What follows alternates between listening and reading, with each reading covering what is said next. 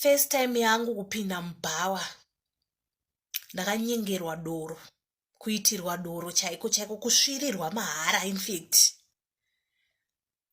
upenyu hwakanga hwakaoma. Vana vakanga vasina kana mari yechingwa yekuti ndinovapa, taingotarisana kudai so.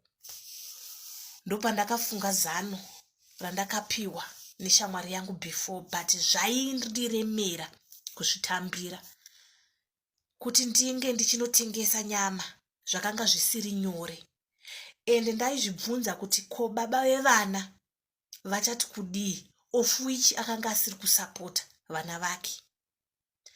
Guys, ndakafunga kuti inini rega ndichimbonoenda mubhero ndinotenga tumatights, ndinotenga tumagistrin, tumabamshot kuti ndiende kunomaketa nyama yangu kubhawa. Zvisinei, ndakaenda ndobva ndanomira mutouchline.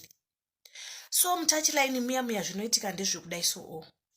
Vanenge vachitoziya varume kuti uyuyu munyukama, uyu achiri kutemwa dzinobva ropa panyaya dzacho, anenge ari chamangwiza ngwiza. So ndakamira paipayo ndakatopusa munoziyawo, unenge uchingodaro daro. Ndobva kwatoya mumwe dhara zvikanzi asha ndatokuda iwewe. First time face kuiona panapa ichi. Ngatimbonopindai mukati ndimboita sei timbonorowa tichibvisana nyanzi. Ndikati bo.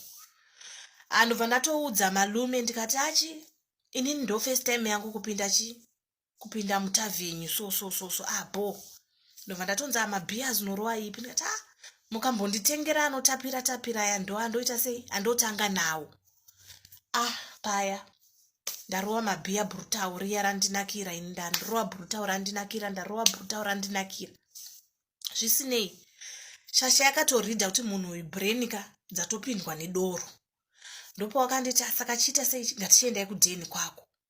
Taenda kudheni kwako toita sei, tonorowa hangu short time yangu.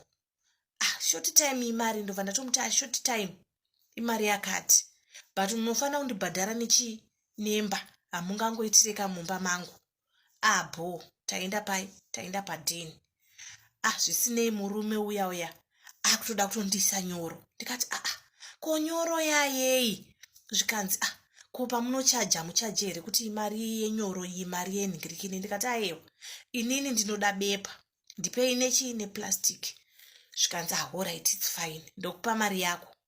Alright, baba wanakirwa nembutu, baba wanakirwa nembutu.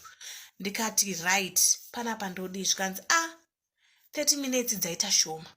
Ndikati aiwa chiburukai baba, 30 minutes dzenyu dzaita sei, dzakwana, tiri pabasa. Ndakatobata foni yangu kudai so. Ndikati aiwa tiri pabasa. Baba wayo ndobva wanditi okay, ndinotopera mari.